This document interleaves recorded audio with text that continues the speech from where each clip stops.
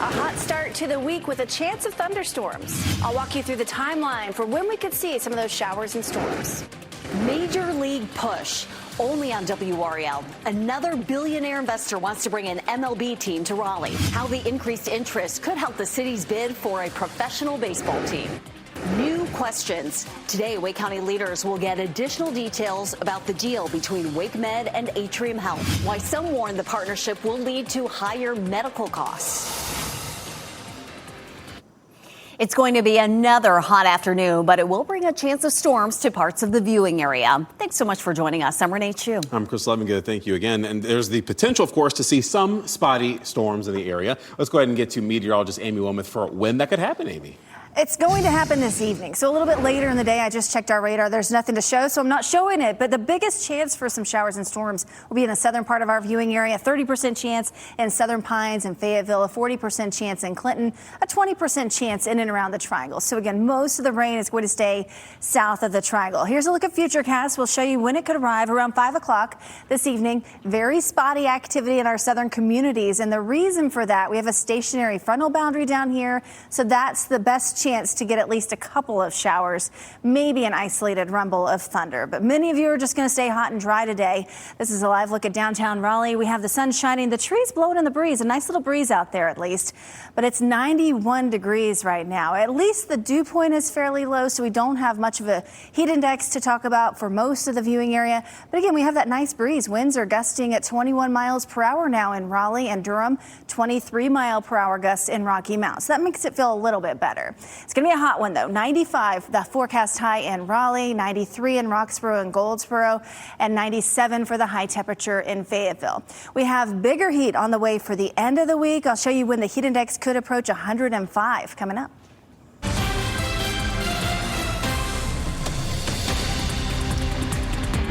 Well, the idea of Major League Baseball expanding in Raleigh has been a topic of conversation for years. But now another billionaire has eyed the Oak City as a dream spot for Major League Baseball to expand.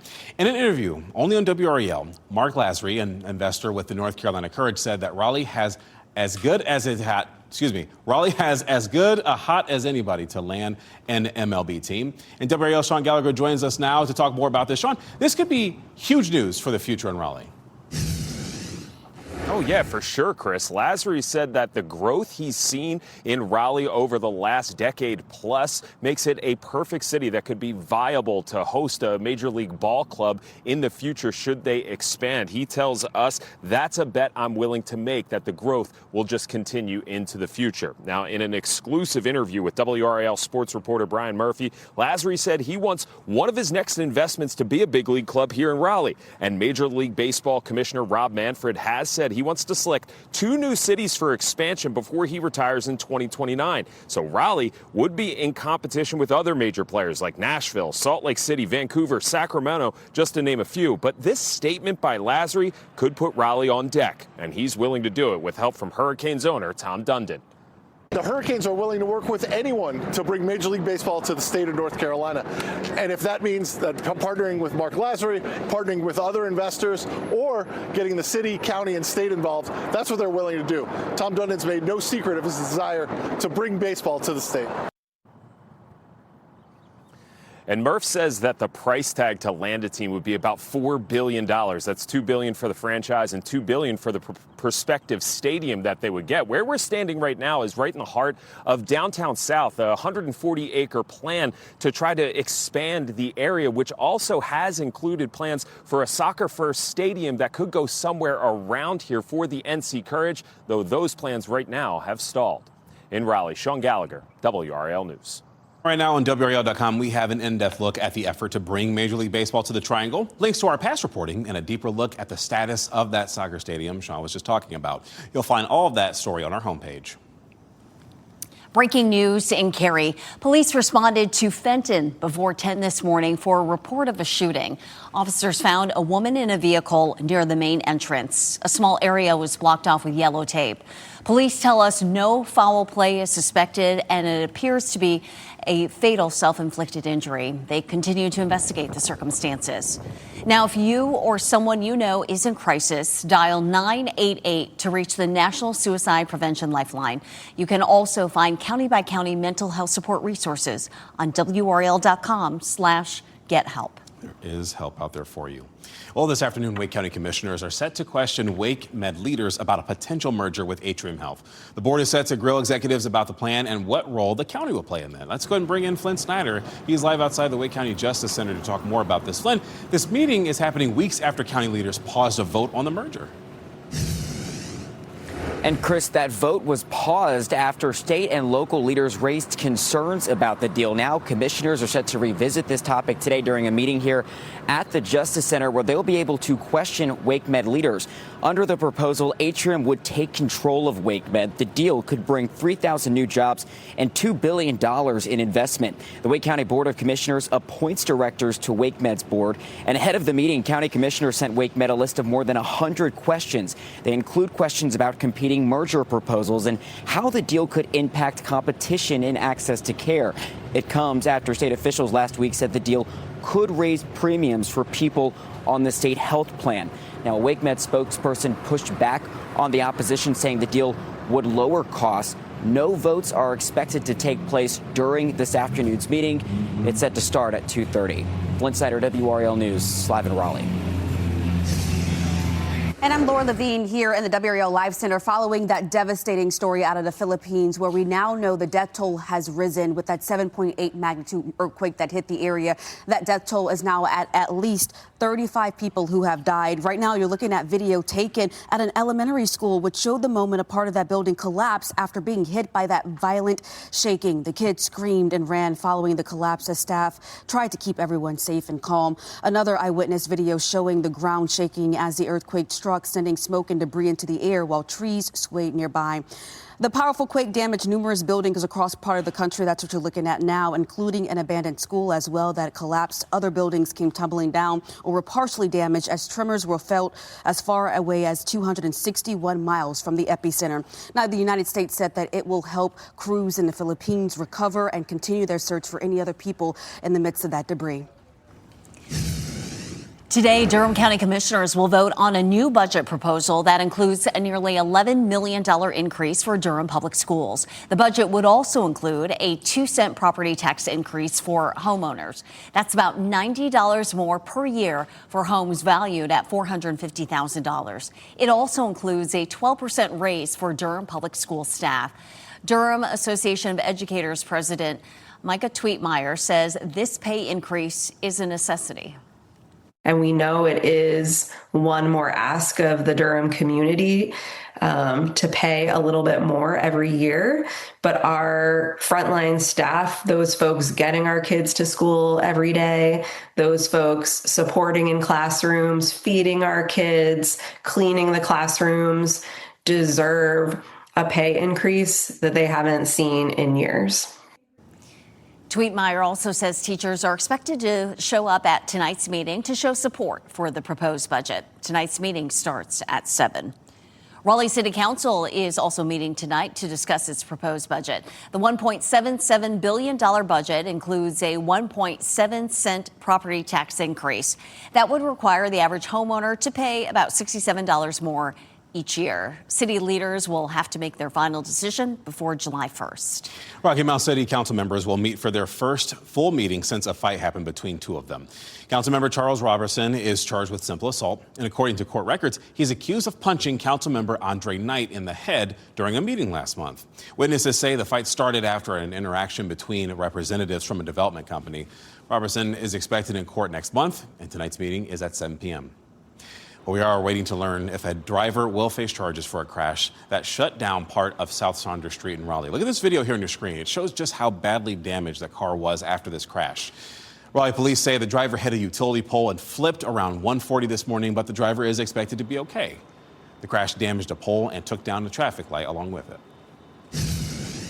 Today, Fayetteville City Council will decide on whether to move forward with a public hearing on data centers. Over the weekend, people in Fayetteville gathered to protest against data centers.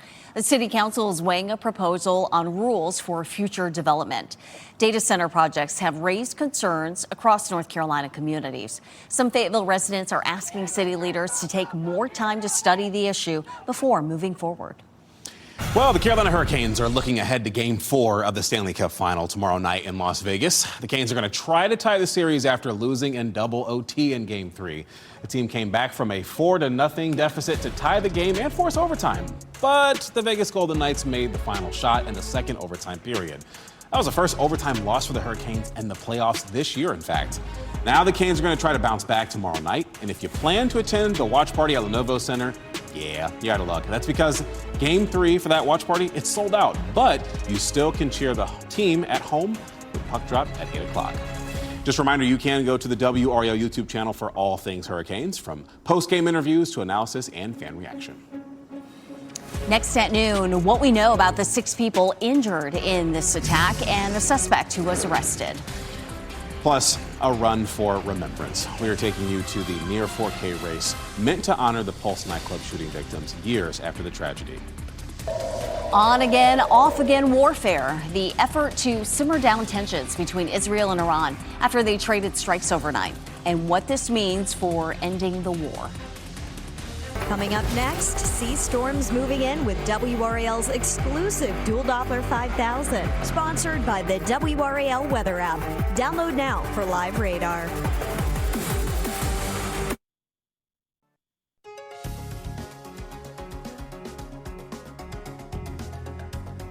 Let's go ahead and get you a live look outside right now at Fenton and Cary. Right now we are in the process of trying to get you a little bit more on your weather forecast for today. Amy Wilmoth is behind the scenes getting you all the information you need as you're watching WRAL News, available on YouTube TV and the WRAL app on your TV or streaming device. Investigators say an emotionally disturbed person is in custody after a stabbing attack inside Penn Station in New York. It happened shortly after 7 last night, and Charles Watson reports exactly what police are learning this morning. They were just like terrified. Yeah, just terrified. The stabbing happened inside of the station. An employee at a nearby shop says he saw people running in a panic, followed by Amtrak police, who he says tackled a man to the ground before eventually arresting him. They had to get other cops in order to grab him, you know. I just saw the cops. They were just running into that area. They pinned him down. There was like 5 cops that pinned him down. This video shared with News 4 shows multiple officers subduing a person near the New Jersey Transit concourse as people look on. Authorities have not confirmed if this is the suspect. A senior law enforcement official telling NBC News one person believed to have mental health issues was taken into custody following the stabbing. Michael Christian, who works nearby, says he recognized the man who police took down and carted off in cuffs. I've seen him once, but I didn't think he was capable of doing anything, because most of these homeless people, they're mostly talk. They just talk a lot and they don't really do anything. So that's why I'm kind of surprised he actually did something. Our cameras rolling as at least 2 victims were bandaged up and put in ambulances on stretchers. One was said to have serious injuries. The rest, we're told, range from moderate to minor injuries. The act of violence shocking to commuters who stumbled upon the bloody scene. I thought at the beginning it was something like a message that someone wants to give, but then I heard that someone was stabbed in here, so yeah, it was like shocking. And all 5 victims are expected to survive. Massive additional security will be in place in and around Penn Station tonight, and that's because of President Donald Trump. He's scheduled to attend the NBA game between the New York Knicks and the San Antonio Spurs. The Los Angeles Police Department is searching for a motive in a murder-suicide that left 3 people dead. Police say the shootings happened at an apartment building around 7 last night. Family members say the children were 10-year-old twin boys and the man was their father. They say the violence happened at their mother's birthday party, though police have not confirmed those details. Supporters laced up their running shoes this past weekend in Orlando for the 10th annual Community Rainbow Run. The 4.9-kilometer run walk honors the 49 lives lost during the 2016 shooting. The race was started by a group of University of Central Florida graduate students in 2017 to mark 1 year after the shooting. The funds will go to the permanent memorial planned to be built at the former Pulse nightclub site.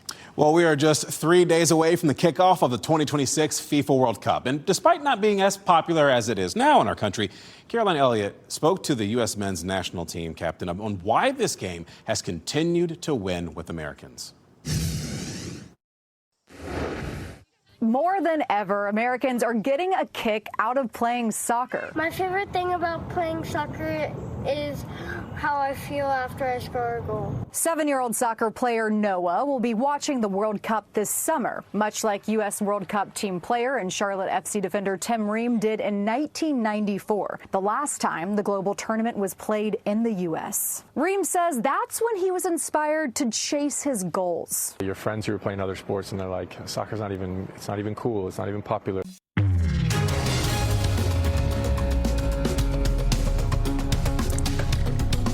In Arizona, business is elevating the art of handwritten letters. The company combines personalized notes with technology, offering AI assistance and custom signatures. Steve Nielsen spoke with the founder.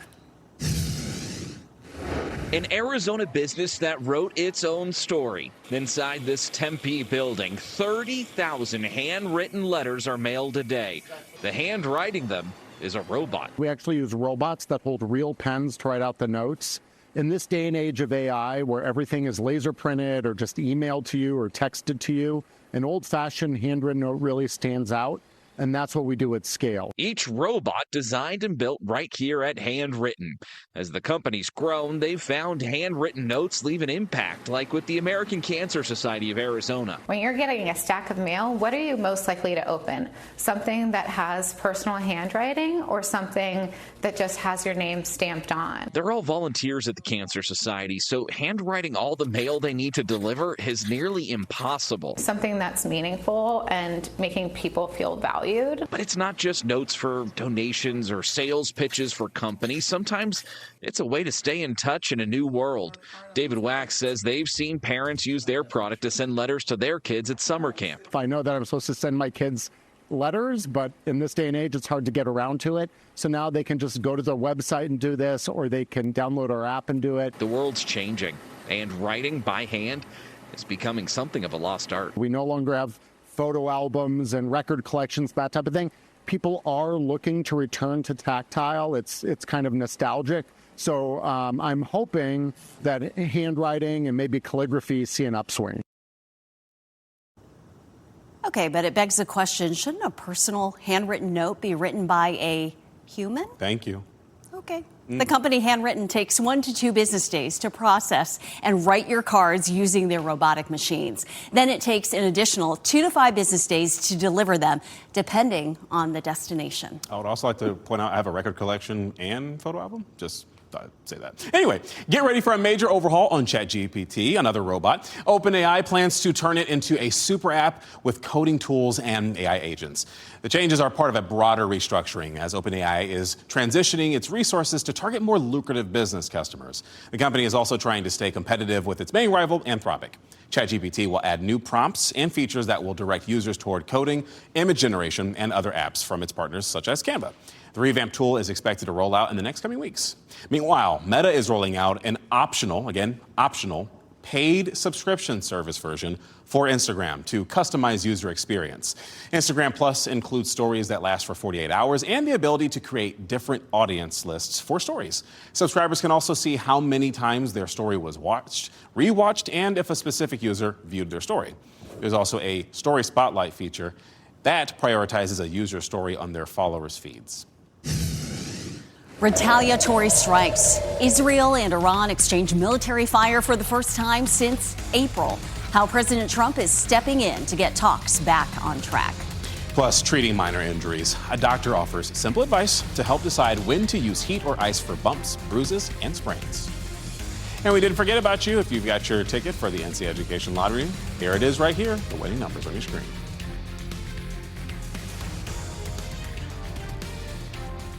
Live from WRAL News Headquarters in Raleigh, your #1 source for local news. WRAL News, coverage you can count on. Well, we are tracking a new development in attacks between Israel and Iran. The war was a key topic that President Donald Trump addressed during his interview on Meet the Press. The interview also touched on gas prices and whether people charged with assaulting police officers on January 6th could get taxpayer-funded payouts. NBC's Alice Barr reports from Washington, D.C. Warning sirens in Jerusalem and strikes on Iran this morning as Israel and Iran traded fire for the first time since a ceasefire began in April. Israel says it intercepted Iranian missiles beginning Sunday in retaliation for new Israeli attacks against Iran-backed militants in Lebanon. Iran then announced it was suspending its military operation shortly after President Trump publicly called for the two sides to stop, saying, quote, ignorance or stupidity shouldn't get in the way of peace talks. In an interview taped Friday for NBC's Meet the Press, the president addressed what it would take for the U.S. to restart full-scale military action. My red line would be if I think I wasn't going to make a deal or if I wasn't going to make a deal fast enough. President Trump was pressed on his campaign promise for no new wars. I didn't guarantee no war.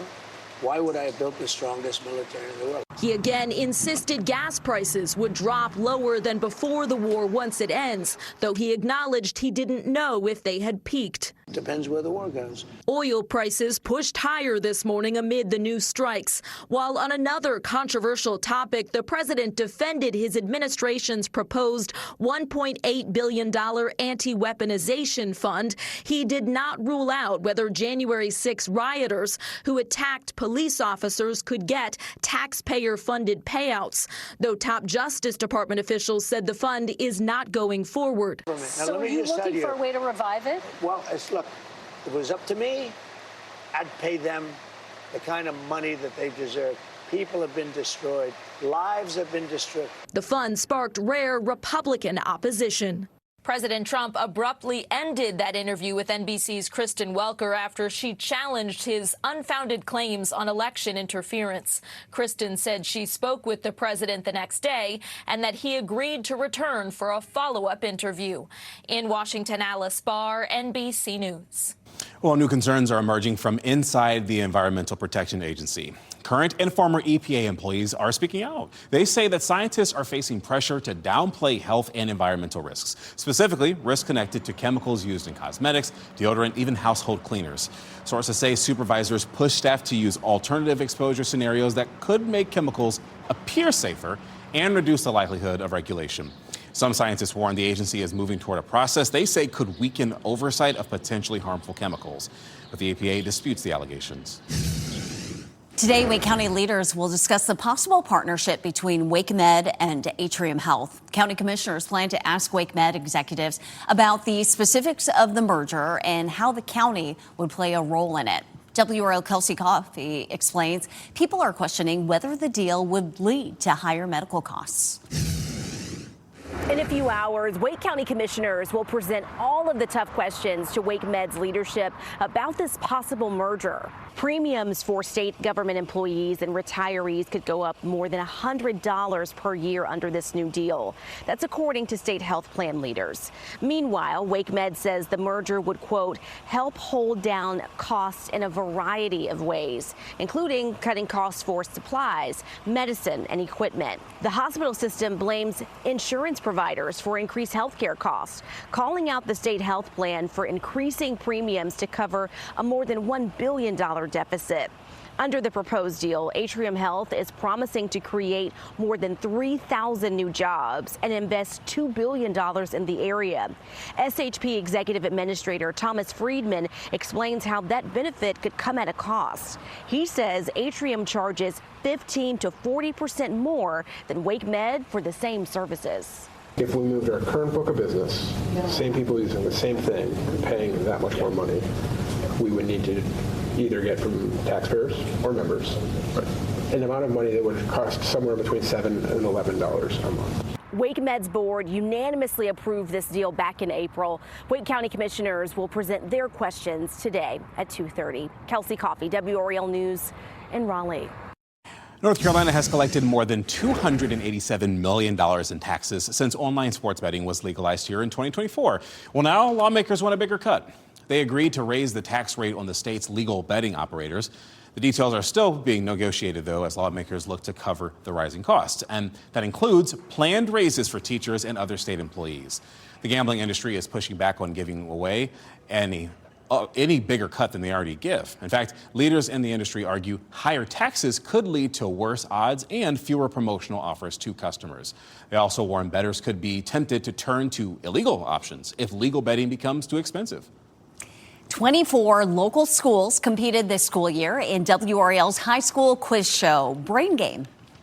So with that final score of 421, Broughton, new Brain Game champions, everyone. There they are. All right. Nice.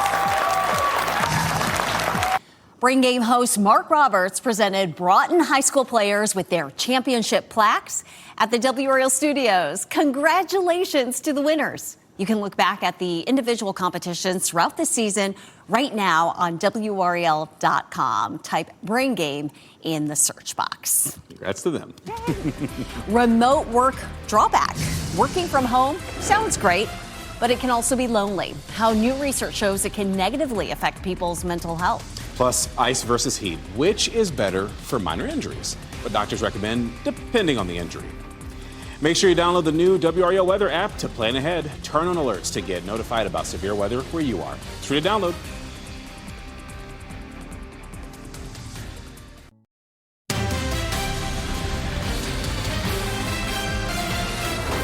You know, working remotely could take a serious toll on mental health. That's the finding of a new study in the journal Science. It found that working from home substantially increases isolation and it worsens mental well-being, especially for people living alone. Researchers analyzed data from 5 nationwide surveys. Results showed that mental distress increased for anyone between the pre- and post-pandemic periods. It rose significantly more among people in remote jobs. The increase in mental distress doubled among workers living alone compared with those living with family.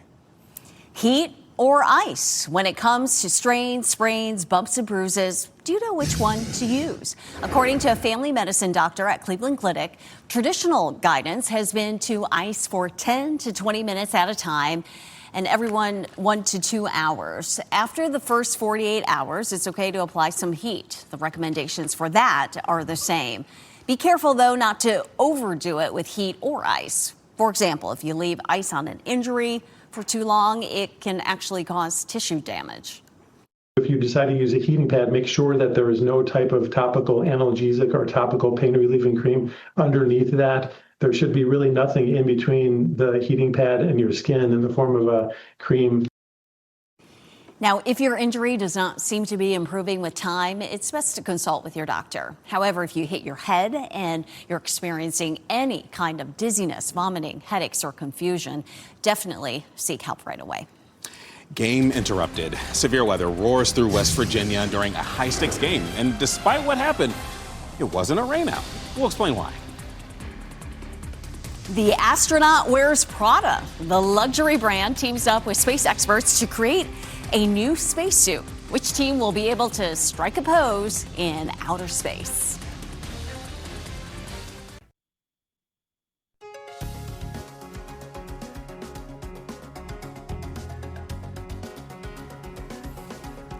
In North Carolina, reports of online exploitation of children increased by more than 1,000% since 2019. That's according to data from the SBI.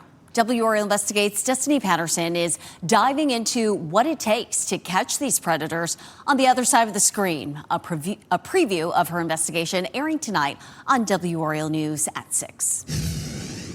It's a problem that's only grown since the pandemic, online exploitation of children. The National Center for Missing and Exploited Children's cyber tip line receives reports of suspected child sexual exploitation. Here in North Carolina, the State Bureau of Investigation received more than 12,000 cyber tips in the first 3 months of this year. Those are some of the highest cyber tip numbers ever received by the SBI. The average number of cyber tips jumped from just over 400 in 2019 2019 to more than 4,000 in 2025. That average number is expected to be even higher this year. We keep our doors locked at night to keep strangers out of our house, but we leave our internet wide open for our kids to chat with whoever they want. Tonight at 6, WRAL Investigates tells you the battle law enforcement agencies are facing as they try to keep up with this growing issue. Destiny Patterson, WRAL News. Well, across the nation and right here in North Carolina, local news is disappearing. And this is the focus of our latest WRAL documentary, Left Uncovered, Inside North Carolina's News Deserts. At least 8 counties in North Carolina have no original source of local news. Think about that. 52 counties have just one, in fact. And our new documentary investigates what this means for communities. If we didn't have the local news, we would be lost. But a public that is less informed can't question government. We have to have the news. You may not like it at times, but we have to have it. And so our WRAL documentary unit shows you what's being lost and the people fighting to keep local journalism alive. You can watch Left Uncovered, Inside North Carolina's News Deserts. That is Wednesday at 7:30 on WRAL or wherever you stream WRAL. Now take a look at the moment powerful winds knocked over a tent at a college baseball game in West Virginia. So a severe thunderstorm blew through the area during a super regional NCAA baseball game between West Virginia University and California Polytechnic State University on Saturday. The game was briefly delayed. At least 5 people were taken to the hospital for treatment. West Virginia, by the way, defeated Cal Poly to advance to its first ever Men's College World Series. And UNC also making the College World Series a thriller of a game, but not because of weather. But back to that West Virginia weather. Is that along this front that you're tracking here? So that's probably, most of that energy is probably going to go north of us. But along this front, that's where we could maybe see a couple of showers later today. We do need the rain. We need it. We need it bad. But most of you are going to stay dry. But if you're along this boundary, which is setting up in the southern part of our viewing area, a couple of showers are possible. Today, we'll take a look at those chances. It's just a 20% chance in the Triangle. Northern counties, I think you're staying dry. A 30% chance in Southern Pines and Fayetteville, and a 40% chance in Clinton. So southern communities, you get a chance for some rain today. I think everyone else is pretty much dry. And we need the rain. We've had 13 days in a row with no measurable rain. Today, if we don't get rain at RDU, that'd make 14 days in a row. It's the driest year on record out at RDU. There's some good news. Now, rain chances are low for the next few days. They start to go up as we head toward the weekend. So Friday and even Saturday and Sunday, we have a 40% chance for some scattered showers and some thunderstorms. And even beyond that, so this is June 16th through June 22nd, above normal rainfall in the forecast for a good part of the country, including all of the East Coast.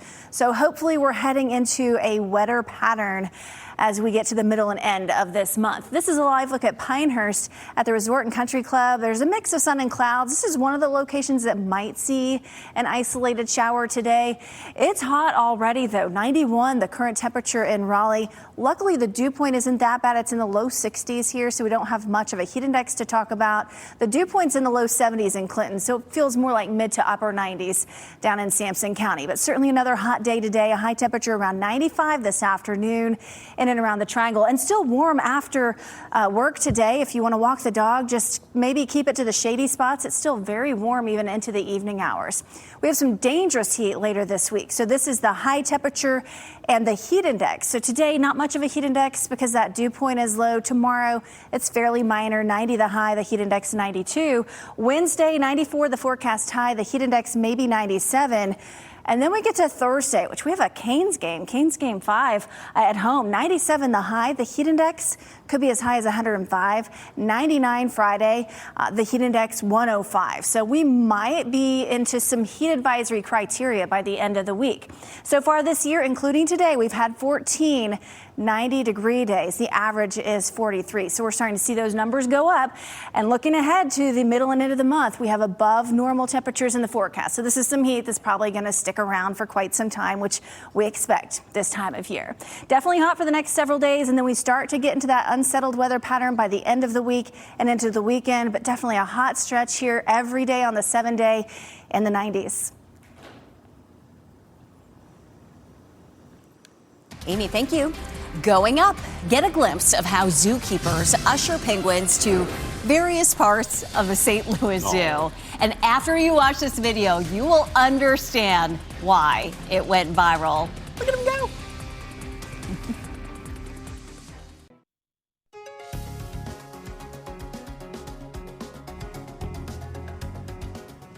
Oh, wouldn't you like to be at Carolina Beach right now? As we wrap things up, here's a look at a few of the headlines we're following today.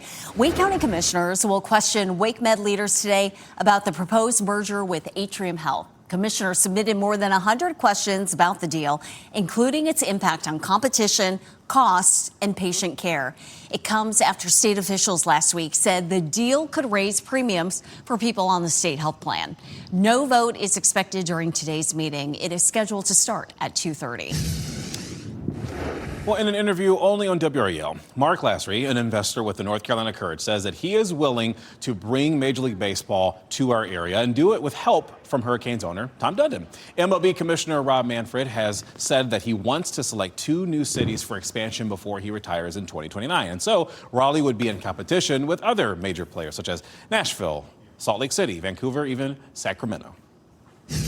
The Carolina Hurricanes are getting ready for Game 4 of the Stanley Cup Final. That's tomorrow night in Las Vegas. The Canes will try to tie the series after losing in double OT in Game 3. The team came back from a 4-0 deficit to tie the game and force overtime. The Vegas Golden Knights made the final shot in the second overtime period. So the Canes will try to bounce back tomorrow night. Puck drop is at 8.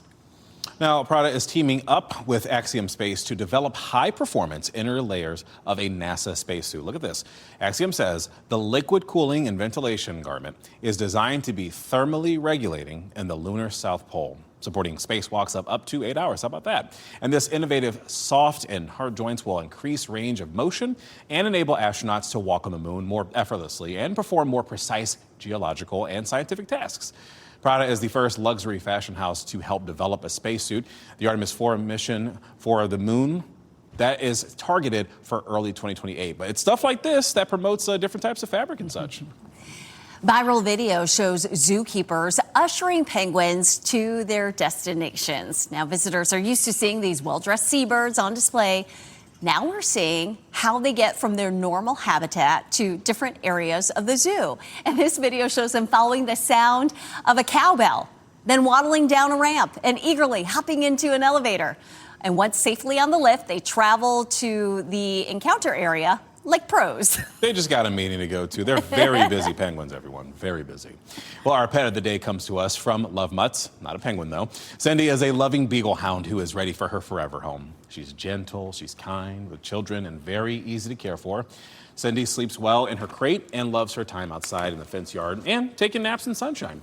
Her limited vision, though, doesn't affect getting around or even her interacting with the other dogs in her foster home. So, let's say you like Cindy to join your family. Well, go ahead and contact Love Mutts Rescue. It's like she has a permanent wing. Still waiting, a fuel mix-up in Wake Forest left dozens of drivers stranded and facing expensive repairs. 5 on Your Side asks what's being done to make customers whole and why some say they are still not getting answers. All right, it's going to be another hot afternoon. Just try to stay in the shade there and stay hydrated. You know the drill. Yes, ma'am. NBC News Daily is next on WRAL. Your next local news update in 30 minutes. And as always, you can get breaking news updates anytime with our WRAL News app. Turn that AC on, don't melt, and have a blessed day today.